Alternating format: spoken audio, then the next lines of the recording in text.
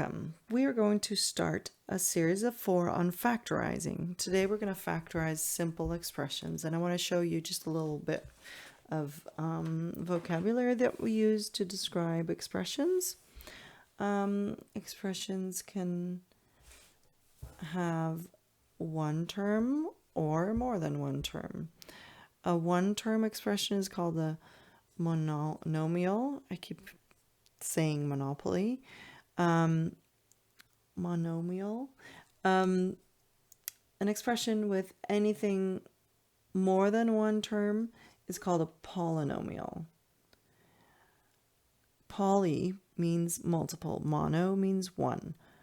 Polynomial means more than one terms. So greater than or equal to 2 terms. So 2 terms and up is called a polynomial. It's just that for a 2-term expression, we have a special name, binomial, and for a 3-term expression, we have the name trinomial. Bi means 2, as in a bicycle, which is a vehicle with 2 wheels. Tri means 3, as in a tricycle, which is the cute little bike with 3 wheels, right? When it's 4 terms, there's no cute little word like that for it. We just call it a 4-term polynomial, right? And then a 5-term polynomial, etc. So a binomial is a polynomial, but because we have the cute little word, we choose to use that word. Okay. I wrote down some examples of not monopoly, but monomial, binomials, and trinomials. I have such a hard time with this word, sorry. 45 is a one-term expression. 6x cubed, it's a one-term expression. 27x squared, y to the 4th power, that's a one-term expression. 2y also is. X even is. That's a one-term expression. So really, what is a term? We should define that. And you see that I put some stuff in here that I later got rid of. What a mess. Here as well. I'm having a good time. A term is a number in combination with or not. So a number and or a variable or multiple variables multiplied together. So there's no adding, no subtracting, right? 45, that's a number. So yeah, that's a term. X, that's a variable. Yes, that's a term. 2y is a number and a variable multiplied together. 27x squared y to the 4th power, that's a number and 2 variables. The variables are allowed to have powers, and these 3 are multiplied together. So this is one term. Yeah? No plus signs, no minus signs. We're all good. 2 terms is just 2 of these added together or subtracted. See? This is one term. This is one term. They're added together. This is a term. That's a term. Subtracted. This is a term. That's a term. Added. Right? And then 3 terms is 3 of these added, subtracted, or a combination of those. Yeah? So as long as you know what a term is, you'll know when an expression has 2 of them or 3 of them or more. All right. Now, what are we doing today? We're factorizing, right? That was the word for today. Let me just remind you of the inverse of factorizing. We've already learned to expand.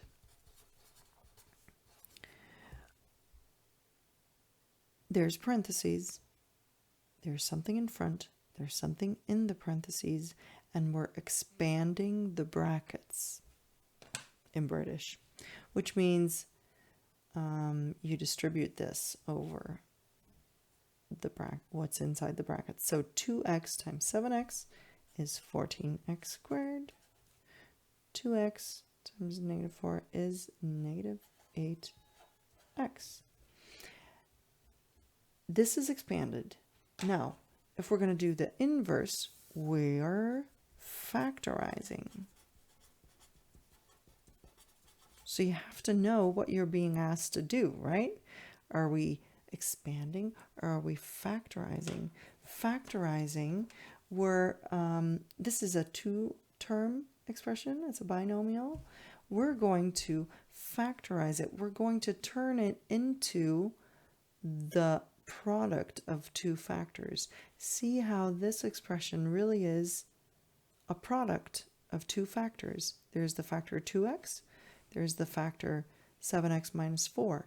Two factors multiplied together. So factorizing is changing an expression into a form where it's just the product of factors. So the word factorizing is not weird at all. It's very logical. Okay, now how do we factorize? How do we go the other way? I will show you with 3 examples. First one, factorize 3x plus 9. So change this into a form where it's expressed as the product of two factors. To do so, we look for the highest common factor in the two terms.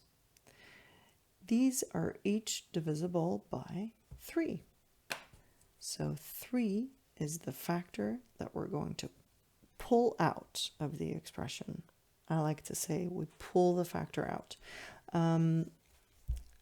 Then we write whatever's left.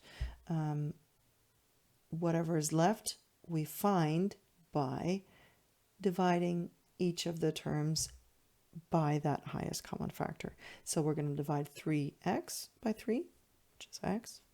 Then we're going to divide plus 9 by 3, which is plus 3. So this is our answer. When we factorize, we can always check our answer by expanding it. So if we're going to expand this, it'll be 3 times x. 3 times 3 is 9. This is the same as what we started with. Here, I factorized. Here, I expanded. Yes, this is my answer. And it's correct because when I expand it, it's correct. Okay.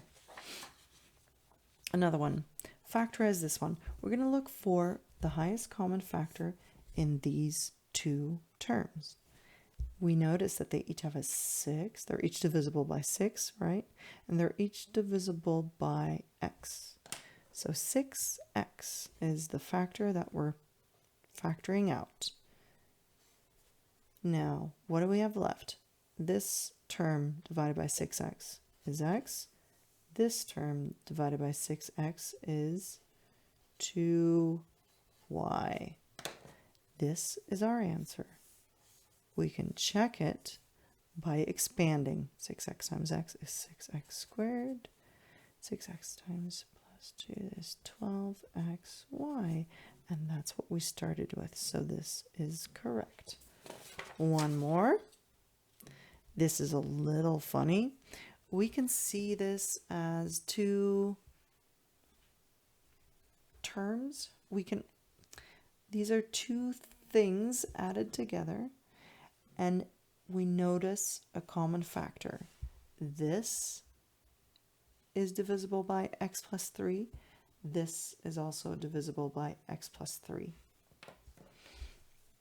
So let's pull out x plus 3. This time I'm going to write whatever I have left on the left because otherwise I don't think it makes sense. This divided by x plus 3 is x. This divided by x plus 3 is 6, right? So this is what we have left. This may seem weird, but if we said x plus 3, if we called that something else, like we called it an apple, then we have x apples plus 6 apples. Well, that obviously equals x plus 6 apples, right? Some people freak out when I say apples instead of an expression, but I think it helps. X times something plus 6 times that same something is x plus 6 somethings, right? Okay, good luck with that. Sorry about the apples if you don't like apples.